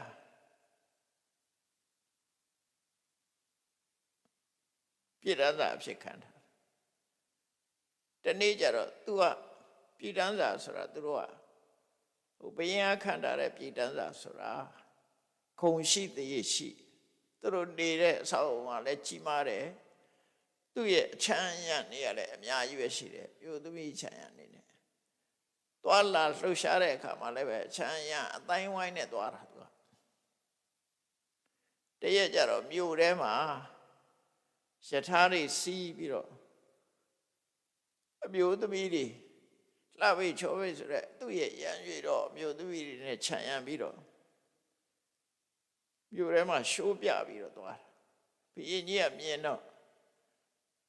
သူ့ကြောင့်ငါတို့မြို့စီကားနေရတယ်ဆိုတာမဖြစ်သင့်ဘူးပေါ့လေကဲဒီနေ့ကစားပြီးသူတို့ရရုချက်လိုက်ချပလိုက်ပြီအမိန့်ထုတ်လိုက်တယ်ဒီနေ့ကနေစားပြီးသူ့အခွင့်အရေးတစ်ခုမှမပေးတော့သူ့လောက်ကင်ဆောင်ရတဲ့အကုန်ပိတ်ပလိုက်တယ်ပိတ်ပြလိုက်တော့ ရှာရူးကြသွားတဲ့အခါမှာသူခင်ဗျာခါတိုင်းလို့အချမ်းရံသင်ပင်နဲ့နေလို့မရဘူးဝင်ငွေလည်းမရှိဘူးအဲ့ဒါနဲ့သူလဲတရေမှာတော့ဥယျာဉ်နဲ့ထွက်လာဥယျာဉ်နဲ့ထွက်လာအလုံးကိုင်မရှိစိတ်ကညစ်ဥယျာဉ်နဲ့ထွက်လာတော့အဲ့ဒီရသေးကြီးနဲ့ပဲပင်မှတွေ့တယ်ရသေးကသူ့ကသူနေတာတစ်ပင်အောင်မှာသူမျက်စိထဲမှာကြည့်လိုက်တဲ့အခါကျတော့စံဂိတာကလက်လေးသစ်မကဘူးမျက်နှာဖုံးသလောက်ဖြစ်မုတ်စိတ်မွေးကြီးကထူလည်းပြင်းနဲ့နှခမ်းမွေးနဲ့မုတ်စိတ်တေးနဲ့မျက်လုံးလေးပေါ်ရုံများပဲအဲ့ဒီရသေးကိုမြင်လိုက်တဲ့အခါမှာသူကတရေတကောင်လို့စိတ်ထဲမှာအောင်းမိပါကျက်သေးမရှိတဲ့တရေကောင်ကြီးလို့စိတ်ထဲမှာအောင်းမိသွားပိန်ကလည်းပိန်သေးတယ်နော်နန်းရိုးပြိုင်ပြိုင်ထားပြီးတော့နေတာအဲ့ဒါမြင်တော့သူကမကြိုက်ဘူးကျက်သေးတုံးတယ်ပေါ့ဒါကြီးမြင်ရတာအဲ့တော့ခုခေတ်လက်လူတွေလောက်ကြတယ်လေအတူကပုတ်ပြီးရင်တော့မှမလေးတရောကဲမွန်းနဲ့ခေါင်းလျှော်တယ်တချို့ကမတတ်တာလို့အတူကလိုက်ပို့ရင်အိမ်ရောက်ရင်တခါမလေးခေါင်းလျှော်လိုက်သေးတာဘာလို့လဲတင်းကြိုင်ကပါလာမှာဆိုလို့အမင်္ဂလာတွေပါလာမှာလူတွေကမင်္ဂလာကိုကြိုက်တာအဲ့တော့သူမြင်လိုက်တဲ့အခါကျတော့စက်သိမရှိလိုက်တာunlucky ကန်ဆိုးတယ်စက်သိမရှိဘူးဆိုပြီးတော့သူပါလို့တုံးဆိုဒီစက်သိမရှိတဲ့ကောင်စက်သိမရှိဘူးဆိုလို့ရှိရင်လူတွေကဘာလို့လဲရှိတတ်တယ်နော်စက်သိမရှိတဲ့ဟာကိုထွေထွန်လုံးလေးရှိကြတယ်လေနော်စက်သိမရှိဘူးဆိုရင်ထွေထွန်တသွေးထွေးငယ်ငယ်တော့ဆိုရင်မိုးချုပ်မှအိမ်ဝပြန်လာလို့ရှိရင်တဆေးပါမှဆိုလို့ထွေထွန်လောက်ရတယ်လူကြီးတွေပြောတာလို့အိမ်ဝတက်တယ်ပဲဆိုထွေထွန်တသွေးတွေပါထွေးပလိုက်ရမထွေးလို့ရှိရင်တဆေးတွေသေးတွေလိုက်လာမှဆိုလို့အခုလည်းပဲစက်သိမရှိဘူးဆိုပြီးတော့အဲ့ဒီသေးကြီးကိုတတွေးနဲ့ထွေးရှေးကိုယူပြီးတော့သွားရိပါရိတိုက်မလုတ်တွေပါရိချင်းပြီးတော့အဲ့ဒီသွားတိုက်တာသူတို့ကတော့ခုလို့သွားတိုက်တာမဟုတ်ဘူးဓမ္မယိုးတို့ဘာလို့နဲ့တိုက်ပြီးတော့အဲ့သွားတိုက်တဲ့ဓမ္မယိုးတွေရောဘာတွေရောအကုန်လုံးရှသေးကြီးရဲ့ခေါင်းမော့ထက်စัญญတွေနဲ့ရှုပ်နေတဲ့ပုံမှာပြစ်ထည့်လိုက်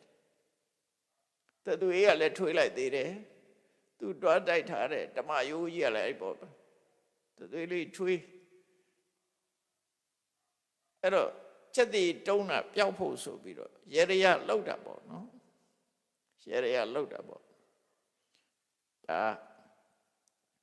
မျက်စိနဲ့မကောင်းတာမြင်ရလို့ရှိရင်သူတို့လောက်တဲ့ရေရကအဲ့ဒါမျိုးရေရလောက်တာအဲ့ဒါထွီထွန်လောက်ပြီးတော့ကန်ကောင်းပြန်လောက်တယ်ပေါ့အဲ့ဒီလိုလှုပ်ပြီးသွားကအရှိသေးတယ်ဘယင်ကဘာစိတ်ပေါက်လို့မှမသိဘူးပြန်တတိယပြီဟေးပြည်တဲ့ဇာမဖယ်သွားတော့ဒီမျိုးမှာပဲရှိပါတယ်ဆိုသူပြန်ခန်းထားလိုက်ကြယာရုပြန်မေးလိုက်ဆိုပြီးတော့အမိန့်ချလိုက်တော့အဲ့ဒီကပြန်လာချက်ချင်းယာရုရအဲ့လိုယာရုရလိုက်တဲ့အခါကျသူကအတွေးလွဲတော့ကိုကြည့်ဒီယသိကြီးကိုထွီထွန်လှုပ်ပြီးတော့တတွေးတွေနဲ့ထွေးခဲ့လို့ရှေရယာခြေသွားပြီးတော့သူယာရုပြန်ရတယ်လို့ထင်သွားတာအဲ့ဒါလောကမှာတိုက်ဆိုင်မှုတွေရှိတတ်တယ်အဲ့ဒါသတိထားတယ်နော်ဘာမှမဆိုင်ပေပဲလို့တိုက်ဆိုင်သွားတယ်အဲ့ဒါနဲ့သူကယသိကြီးကိုဒီလိုလှုပ်လိုက်လို့သူယာရုရတယ်အဲ့လိုစိတ်နော်အဲ့ဒီလိုဖြစ်ပြမျိုးကထပ်ဖြစ်လာပြန်ပရောဟိတ်ပုံနာကြီးယာရုကြသွားတယ်ယာရုဖြုတ်ခံလိုက်ရတဲ့အခါကျတော့သူလဲဒီပြည်ဇာမတော့ယာရုပြန်ရတယ်သူဘယ်လိုလုပ်လဲဘယ်လိုအကတ်တာလဲဘာတွေအကတ်ကောင်းလို့ပြန်ရလဲဆိုတော့ပြည်ဇာမစီသွားမေးတော့ သူတော့ဒီလိုလုပ်တာပဲတဲ့ဥယျာဉ်ထဲမှာအဲ့ဒီကာလကံဒီချက်တိတုံးတဲ့ရသေးကြီးရှိတယ်အဲ့ဒီကိုသွားပြီးတွေးနဲ့ထွေးတာ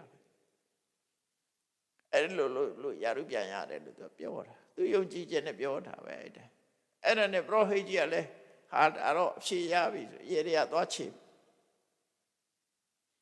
ခုခေတ်လည်းအဲ့လိုရေတွေကခြေတာမျိုးတွေကြောက်စရာကောင်းနော်မဟုတ်လဲမဟုတ်ပဲနဲ့အဲ့ဒီပရောဟိတ်ကြီးကလည်းခုနလိုပဲရေတွေကသွားခြေတယ်ရေတွေကသွားခြေတဲ့အခါမှာအဲ့ဒီရေတွေကခြေပြီးပြန်လာတာနဲ့တပြိုင်နက်ဘုရင်စီကအမိန့်စာရောက်လာပရောဟိတ်ကြီးယာရုပြန်ခန်းတယ်ဆိုရယ်ယာရုခန်းစာရောက်လာဟာဟုတ်ပြီငါလည်းရေတွေကခြေသွားပြီဒါသေးကြပြီနှစ်ယောက်တော့မှယာရုပြန်ရတယ်အဲ့ဒါနဲ့သတင်းကကြီးတဲ့ကြီးလာအဲ့ဒီချိန်မှာတိုင်းစုံပြည်ပါမှာဒီဘုရင်ကြီးရဲ့နိုင်ငံမှာမြို့စုံမြို့ပါတွေမှာတပုံနေထားလို့ဘုရင်ကြီးကစစ်တိုက်ထွက်ရတပုံနေကိုနိုင်နေမှုထွက်ရတဲ့အခါပရောဟိတ်ကြီးသွားလျှောက်တယ်ရှင်မင်းကြီးစစ်ပွဲမှာနိုင်ရခြင်းသလားနိုင်ရခြင်းရရကောင်းတာရှိတယ်ပေါ့ဘာလို့အောင်လဲဥယျာဉ်ထဲမှာအဲ့ဒီယသိယုတ်ကြီးရှိတယ်ပေါ့တရေရုပ်ပေါက်နေတဲ့ယသိကြီးရှိတယ်အဲ့ဒီယသိကြီးကိုသွားပြီးတော့တတွေးထွေးရတယ်သူကောင်းမော့တတွေးထွေးအဲ့ဒါလို့လို့ရှိရင်ပြီးရင်တမင်ကြီးပြန်အောက်နိုင်လိမ့်မယ်စစ်ပွဲမှာအောက်နိုင်လိမ့်မယ်ဆိုဘုရင်ကလည်းငတုံးဆိုတော့ယုံနာပေါ့အဲ့သွားတယ်သွားပြီးတော့သူ့ရမကဘူးဘုရင်ဆိုတော့သူ့ခြံရံနေရောအကုန်ခေါ်သွားတာခေါ်သွားပြီးအလုံးဝိုင်းပြီးတော့တသွေးမထွေးမနေရအလုံးထွေးကြအောင်ရသေးကြီးကောင်းမို့တိုင်းတမျိုးလုံးကတသွေးဝိုင်းထွေးတာအေးစဉ်းစားကြည့်ပေါ့ပြီးတော့ထပူတွေစားရှည်တွေနဲ့အဲ့ဒါသွားတွေတိုက်အဲ့ဒါတွေအကုန်ကောင်းမို့တင်ချီကန်းတိုက်လို့ကိုဖြစ်သွားခေါင်းပေါ်မှာထုတ်ချောင်းတွေကပြည့်သွားရသေးကြီးကတော့ဘာမှမပြောဒီတိုင်းမှငုတ်တုတ်ထိုင်အဝိုင်းတွေထွေးပြီးတော့ဘုရင်ကြီးကစစ်တိုက်သွားတာစစ်ပွဲကလည်းနိုင်လာပြန်ဖြစ်ချင်တော့စစ်ပွဲနိုင်လာတယ်နိုင်လာပြီးတော့မြို့ကိုအောင်ပွဲခံမယ်ဆိုပြီးတော့မြို့ပြင်ဆင်နေတဲ့အချိန်မှာမြို့ပြင်မှာခဏစခန်းချပြီးတော့မြို့ထဲမှာပြင်ဆင်မှုတွေပြီးတာနဲ့ဘုရင်ကြီးကတတ်တော်ဝင်းတော်တွေခင်းပြီးတော့အောင်ပွဲပြဖို့အခမ်းအနားနဲ့ဝင်လာတယ်မြို့ထဲဝင်လာဘုရင်ကြီးမြို့ထဲဝင်လိုက်တာနဲ့ပိုးလေးကဖွာဖွာနဲ့ကြာလာနော်ပိုးလေးကဖွာဖွာနဲ့ကြာအဲ့ဒီချိန်လေးမှာဒီရသေးကြီးဒီလိုဖြစ်တယ်ဆိုတာစစ်သူကြီးကကြားတယ်စစ်သူကြီးကကြားတော့အဲ့ရသေးကြီးစီကိုပြေးသွားလိုက်တယ်ပြေးသွားတော့ဟိုသူတို့လှုပ်ထားတာတွေအကုန်လုံးဖြစ်တော့စစ်သူကြီးကကြောင်မြောင်အောင်ကြိုက်ပြီးတော့ဥယျာဉ်ထဲမှာရေတွေခတ်ပြီးတော့ရသေးကြီးကိုအကုန်လုံးတန်ရှင်းရေးလုပ်ပြီးကောင်းမောဟာမိုက်တွေအကုန်ဖယ်ပြစ်တရွေတွေအကုန်ဆေးကြောနတ်သားရေတွေဘာတွေနဲ့အကုန်လုံးအနတ်သက်တွေပြောင်းအောင်အကုန်လုပ်ပြီးတော့ပေးတယ်နော်စစ်သူကြီးအဲ့ဒါကြတော့စိတ်မကောင်းလို့အကုန်သွားလှုပ်တယ်အကုန်သွားလှုပ်တာအဲ့ချိန်မှာစစ်သူကြီးကတိခတ်မှာလို့ဆိုရှောက်တယ်အေးငါတော့ဘာမှမဖြစ်ဘူးဒါပေမဲ့နတ်တွေကစိတ်ဆိုးကုန်ပြီနတ်တွေကစိတ်ဆိုးကုန်ပြီသုံးမိုင်းကွဲသွားပြီနတ်တွေလူတွေသာကွဲတာမဟုတ်နတ်ကလည်းသုံးအုပ်စုကွဲသွားတယ်ဒီကိစ္စနဲ့ပတ်သက်ပြီးသုံးအုပ်စုတအုပ်စုကတော့ဘုရင်ကိုတတ်ပစ်မယ်ဒါတအုပ်စုနောက်တအုပ်စုကတော့ဘုရင်နဲ့လှုပ်တဲ့လူတွေပါတတ်ပစ်မယ်နောက်တအုပ်စုကတော့တမျိုးလုံးပြောင်းအောင်လုပ်ပစ်မယ်အဲနောက်ဆုံးအုပ်စုကလှုပ်တော့မယ်တမျိုးလုံးပြောင်းအောင်လုပ်မယ်အဲ့ဒါနတ်တွေကတော့စိတ်ဆိုးနေပြီဒါပေမဲ့ငါအဖြေတစ်ခုပြောမယ်မင်းတို့အချိန်မီငါကို ကိုယ့်အပြစ်ကိုကြည့်ပြီးတော့ငါ့ကိုတောင်းပန်မဲ့ဆိုလို့ရှိရင်ဒါတွေမဖြစ်ဘူးမဖြစ်အောင်လုပ်လို့ရတယ်လို့ပြောလိုက်တော့စစ်သူကြီးအပြေးလွှားဘုရင်ကြီးစီသွားလျှောက်တယ်နတ်တွေစိတ်ဆိုးကုန်ပြီတိုင်းပြည်ဖြတ်လိုက်မယ်ဆိုတော့ဘုရင်ကြီးကမယုံဘူးအဲ့တော့ဘုရင်ကြီးမယုံဘူးဆိုလို့ရှိရင်ကျွန်တော်ကတော့စစ်သူကြီးမလုံနိုင်တော့ဘူးနှုတ်ထွက်တယ်ဆိုတော့မင်းနှုတ်ထွက်ခြင်းနှုတ်ထွက်သူသားသမီးမိသားစုတွေခေါ်ပြီးတော့ပြောင်းသွားတယ်ပြီးတော့ကျန်တဲ့သူစကားနားထောင်တဲ့လူတွေလည်းပြောင်းပေါ့အဲ့ဒီအချိန်မှာဘုရင်ကြီးကအောင်ပွဲခံမှုမြို့ထဲလေခန္ဓာနဲ့ဝင်လာရောမိုးလေးတွေတဖွဲဖွဲနဲ့ကြာလာ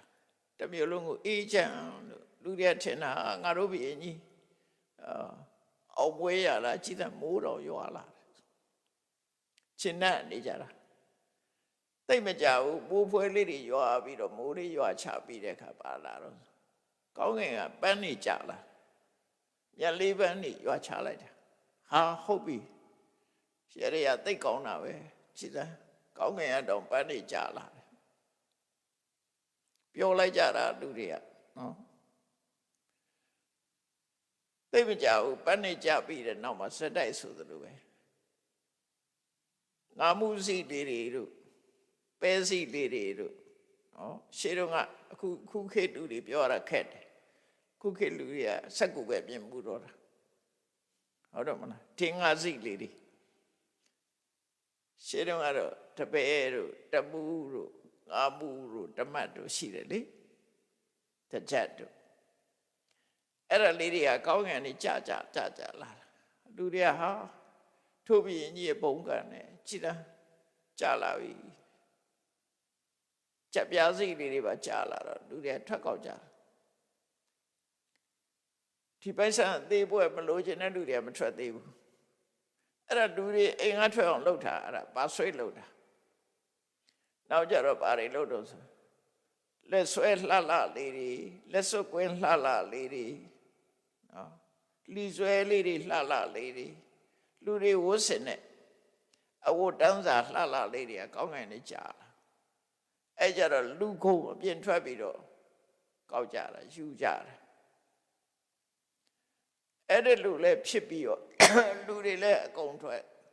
ပြင်လဲရောက်ရောပါလို့လိုက်တယ်ဆိုအဲ့ဒီလိုအကုန်လုံးထွက်လာတဲ့အခါမှာ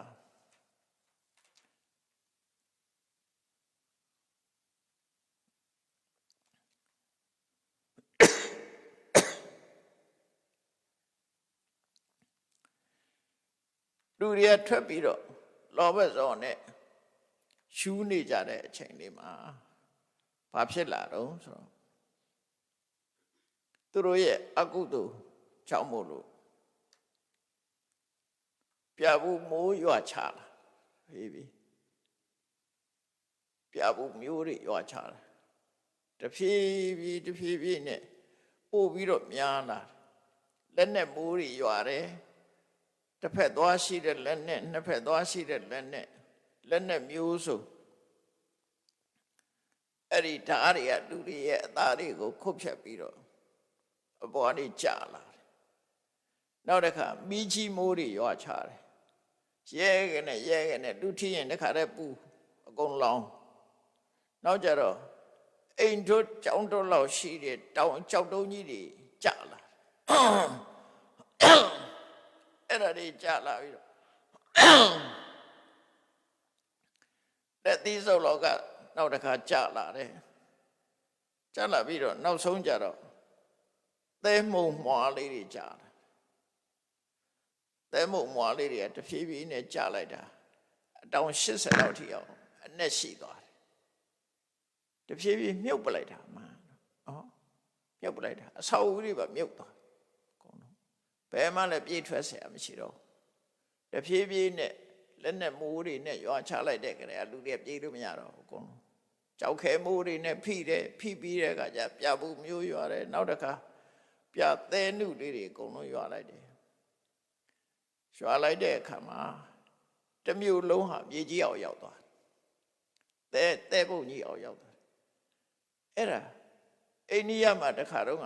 တွေ့တယ်နော်ဘုန်းကြီးတို့အိန္ဒိယကိုတောင်ပိုင်းကိုကားနဲ့သွားတဲ့အခါမှာသဲမိုးရွာတယ်ဆိုအဲ့မှာတွေ့ဘူးတယ်တကယ်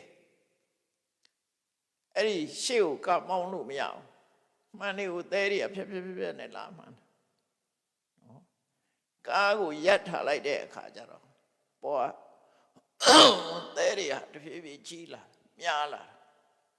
ကားပိန်တစ်ဝက်လောက်ထိအောင်ရောက်လာကံကောင်းလို့ပြုတ်တော့မြုပ်မသွားဘူးခဏနေတော့ရပ်သွားတယ်ဒါအိန္ဒိယမှာရှိတယ်အဲ့ဒါ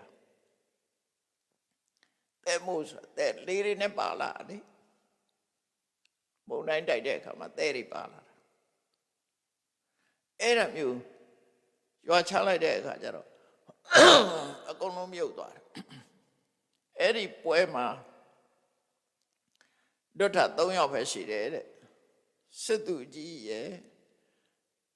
မိဘကိုလှုပ်ကြွေးတဲ့တခါတူရဲ့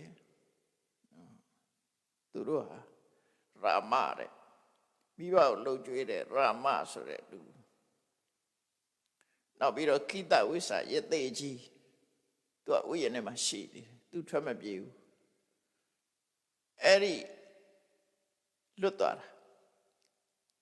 တဲမိုးလွမ်းပြီးတော့ခြုံတာသူတို့မပါဘူးသူ3ယောက်လွတ်သွားပြီးတော့တရိစ္ဆာန်တွေကလည်းပဲနေရရေမရှိတော့ရေရှိတဲ့နေရာပြောင်းရင်နဲ့အားလုံးလွတ်သွားကြတယ်အခုသူတွေမှာမပါတဲ့တရားတွေအကုန်လုံးလွတ်သွားတယ်တဲ့အဲ့ဒီကနေစပြီးတော့ဒီဌာနကိမင်းကြီးရဲ့ကုမ္မပူရမြို့အပြင်လဲရောက်ရောအားလုံးကအနေကင်းသွားတယ်ဒီတစ်မြို့လုံးတော့ခံလိုက်ရတယ်မြို့ပြင်ရောက်တဲ့လူတွေလွတ်သွားတယ်မြို့သူပြည်သားတွေအားလုံးခံတယ်အဲ့ဒီကနေစပြီးတော့ဌာနကိဘုရင်ကြီးရဲ့မြို့ဟာတဲ့အောက်ရောက်သွားတယ်မြေကြီးအောက်ရောက်သွားတယ်ဆိုတာလို့ပြောတာအဲ့ဒါကိုပြောတာသူတို့တပိုင်းကြောင်ရဌာနကိရိညာဌာနကိဘုရင်ကြီးရဲ့တိုင်းပြည်ကြီးဟာတောအုပ်ကြီးဖြစ်သွားတယ်ဆိုတာအဲ့ဒီနီးနဲ့ပျက်စီးသွားတာပါတဲ့ဖြည်းဖြည်းချင်းတော့ဖြစ်သွားတာမဟုတ်ဘူးဒါကအထက်ကရာကနေပြီးတော့ထိစက်အလုံးကိုယူပြီးတော့ထုတ်ပြတာအဲ့ဒါဘာကြောင့်ဖြစ်လဲဆိုလို့ရှိရင်ဥပါလိတထေကြီးကပြောတာတော့ရှသေတွေကစိတ်ဆိုးလို့ဖြစ်တာလို့ပြောတယ်ရှသေတွေရဲ့ချိန်ဆလို့ဖြစ်တာလို့တကယ်ကတော့ယသေကသူ့တော့ကောင်းသူကမချိန်ဆဘူးရှသေတွေကိုစောကားလို့နတ်တွေကသိမခံနိုင်လို့နတ်တွေရဲ့စိတ်တကူနဲ့ဖြစ်သွားတာလို့ပြောတယ်နော်နောပရောဒဆိုအဲ့ဒါကိုကြည့်အေးနောက်ရကြမှာဆက်ပြီးတော့အပိုင်း3ကိုဟောရအောင်အဲ့တော့ဒီဇလန်ကိုတပိုင်းလေးကအထက်ကရာမှာဇလန်အနေနဲ့ပါထားလို့အဲ့ဒါလို့ဖြစ်လာတာဟာယသိတွေကိုစောကားလို့နတ်တွေရဲ့ဒေါသနဲ့ချေမုန်းခံလိုက်ရလို့ဒီမြို့ကြီးဟာတောအုပ်ကြီးဖြစ်သွားတယ်ဆိုတာအိန္ဒိယနိုင်ငံမှာတမိုင်းကြောင်းရှိတယ်အဲ့ဒီခေတ်ကတမိုင်းရှိတယ်ဆိုတာကိုမှတ်သားနိုင်ကြတယ်အဲ့တော့ဒီဇလန်ကိုကြည့်မယ်ဆိုရင်လည်းပဲကာယကံနဲ့ဝစီမနောကကကြီးမားတယ်ဆိုတာကိုရသော်ဗျာထင်ရှားပြတာပဲဖြစ်တယ်ဒါကြောင့်ဘယ်အရာပဲဖြစ်ဖြစ်စိတ်ဆွမ်းအားကပူကြီးမားတယ်ကာယဆွမ်းမားတဲ့စိတ်ဆွမ်းအားပူကြီးမားတယ်ဆိုတာမှတ်သားပြီးမြတ်ဗုဒ္ဓရဲ့မနောကနာပြည့်ကြီးတယ်ဆိုတဲ့စကားကိုအတည်ပြုတာပဲဖြစ်တယ်ဒါကြောင့်တရားချက်ခင်သူတော်စင်ပြိဿအပေါင်းတို့အရာခသိမ်းမှာစိတ်ဆွမ်းအားဟာကြီးမားတယ်ဆိုတာမှတ်သားပြီးကုသိုလ်ကောင်းမှုလုပ်တဲ့အခါမှာလည်းပဲမိမိတို့စိတ်ကိုကောင်းစွာတိဆောက်ပြီးတော့လုပ်ဖို့ရည်ကြီးတယ်ဆိုစိတ်ကိုထိမ့်သိမ်းဆောက်ရှောက်နိုင်ကြပါစေကုန်သတည်း